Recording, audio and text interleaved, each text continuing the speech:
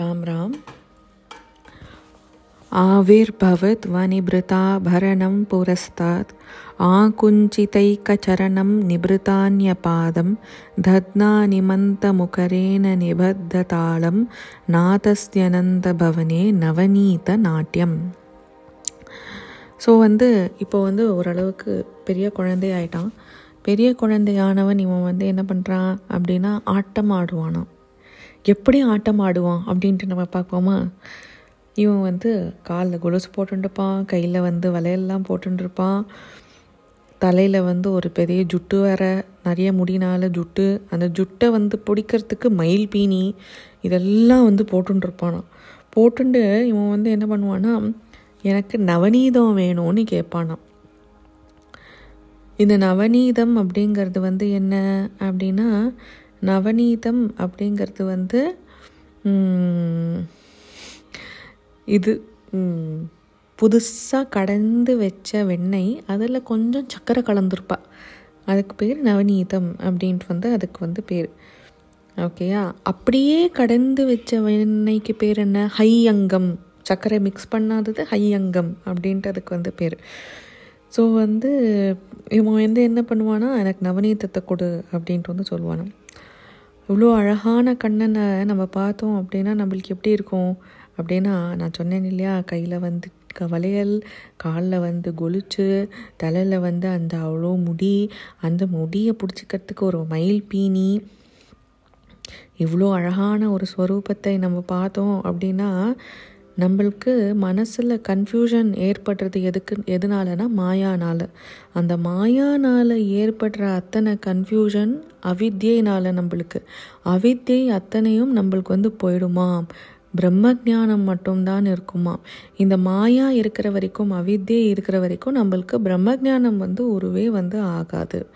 நம்மளுக்கு அந்த bliss experience நம்மளால் பண்ணவே முடியாது. அந்த நவநீதத்தை அவன் கையில் கேட்பானா, கொடு கொடு அப்படின்ட்டு.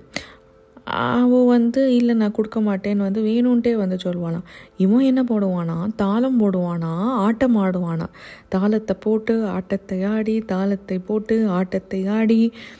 அது தாளம் போட்டு ஆட்டம் ஆடும்போது எப்படி இருக்கும்னா, இவன் ஒரு காலை கீழே வச்சு இன்னொரு காலை சுற்றுவானா. அப்படியெல்லாம் ஆட்டம் ஆடுவானா. ஆட்டம் ஆடும்போது காலில் இருக்கிற சங்கிலி, கையில் இருக்கிற வளையல், அந்த என்ன சொல்கிறது, அதை காதில் போட்டுன்னுக்கிறதோடு எல்லாமே தாள மேளமாக இருக்குமா. அப்பேற்பட்ட தாளத்தை போட்டு பரம்பொருளே அம்மா கிட்ட பிட்சை கேட்கறது, நவநீதத்தை கொடு அப்படின்ட்டு. ஸோ இவனால் திருடி சாப்பிட முடியும். ஆனால் இந்த மாதிரி நாட்டியம் எதுக்கு ஆடுறான் அப்படின்னா, நம்மளுக்காக ஆடுறானா. அப்படின்னா நம்ம மனசெல்லாம் அந்த நாட்டியத்தினால மயங்கி அந்த அவித்யை அப்படிங்கிற மாயையை நம்ம மறந்து போயிடுவோமா கொஞ்ச நேரத்துக்கு. மறந்துட்டோம் முன்னா பிரம்ம வித்தியை தானே பாக்கி இருக்கும். ஸோ பிரம்மமே நாட்டியம் ஆடும்போது பிரம்ம வித்தியை கற்றுக்கிறது பெரிய விஷயமே கிடையாது. அப்பேற்பட்ட நாட்டியம் ஆடின இவன் அப்படின்ட்டு இங்கே சொல்கிறார். அப்படின்னா நம்ம மனசுலலாம் கவலையை போக்குறவன் யாருன்னா கோபாலன் மட்டும்தான். அதுக்கு தான் இந்த மாதிரி லீலைகள். யாரும் இந்த மாதிரி லீலைகள் பண்ண மாட்டான். ஆனால் இவன் இந்த மாதிரி பாலநாட்டியம் ஆடி இவன் நம்மளுக்கு நம்ம மனசுலேருந்து அவிதையை போக்குறதுக்கு இந்த மாதிரி நாட்டியங்களை ஆடினானா, பிட்சையை கேட்டானா, அம்மா கிட்ட திருடி சாப்பிட முடியும். இவன்கிட்ட இல்லாத வஸ்துவே கிடையாது. ஆனால் இந்த நாட்டியம் நம்மளோட மனசில் இருக்கிற அவிதையை போக்குறதுக்காக. ஹர்த்தும் கும்பே வினிஹிதகரஹ ஸ்வாது ஹையங்க வீணம் திருஷ்டுவாதாம கிரகண சட்டுலாம் மாதரம் ஜாத்தரோஷாம் பாயாதீஷத் பிரச்சலித பதோ நாபகச்சன் அதிஷ்டன் மித்யா கோப சபதி நயனி மீலயன் விஸ்வ கோப்தா. ஸோ இங்கே சுவாமி தேசிகன் இவன் திருடுறத பார்க்குறார். இவன் திருடி ஐயங்கம் அப்படிங்கிறது நான் சொன்ன மாதிரி freshly made butter, that is not mixed with sugar. Okay.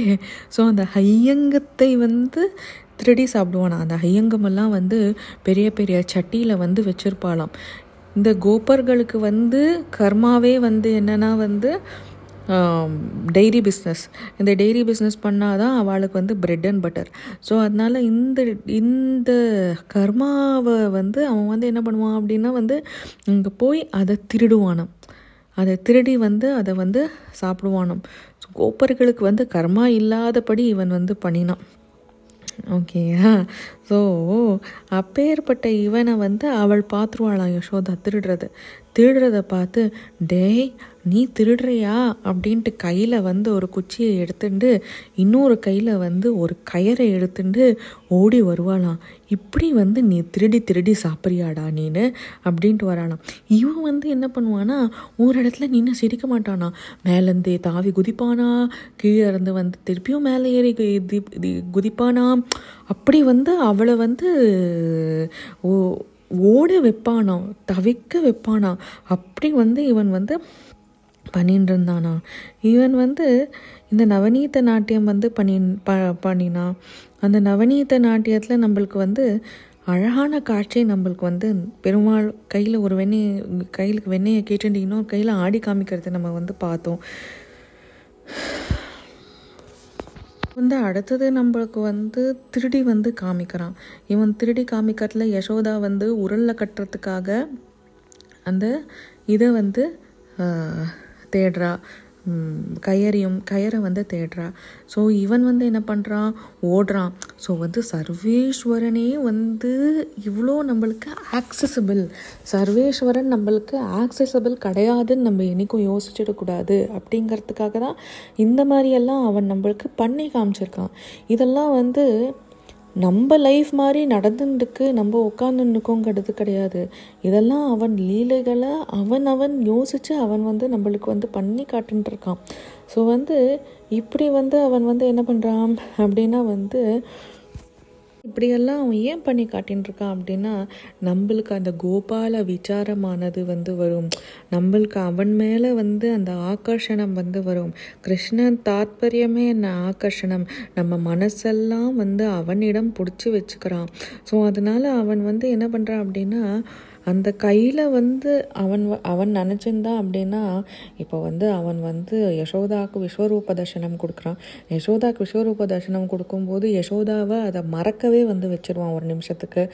இன்னொரு தடவை என்ன பண்ணுவான் அப்படின்னா அப்பாவுக்கு வந்து அப்பா கிட்ட சந்திரன் கேட்பானா இவன் நந்தகோபர்கிட்ட.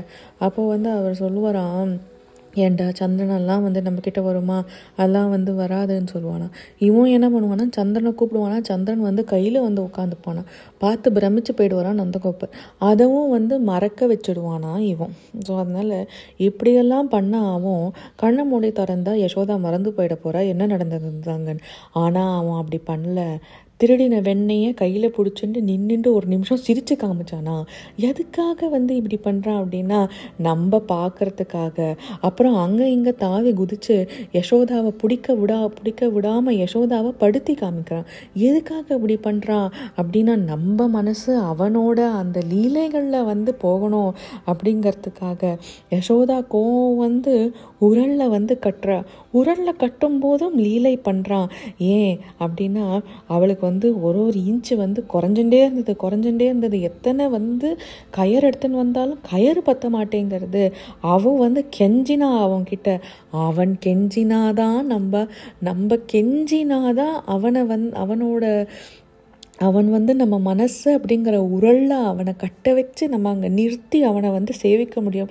ஆனால் அவன் அங்கே தாமோதரனாக வந்தப்புறம் நம்ம அந்நியவா கிட்ட போயிட்டு நீ எனக்கு அதை கொடு, நீ எனக்கு இதை கொடுன்னு கேட்டோன்னா தாமோதரன் எப்படி கட்டுறதுக்கு நம்ம கஷ்டப்பட்டோமோ அதே மாதிரி ஒரு நிமிஷத்தில் கண்ணை மூடி திறப்பான், மாயையாக வந்து ஓடி போயிடுவான். ஸோ அதனால் அவன் ஒரு தடவை வந்து நம்ம தாமோதரனாக அவனை பார்த்துட்டோம் அப்படின்னா நம்ம மனசு அப்படிங்கிற உரல்ல நம்ம அவனை கட்டின்ட்டோம் அப்படின்னா வேற ஒருத்தரை பற்றி சிந்திக்கவே கூடாது.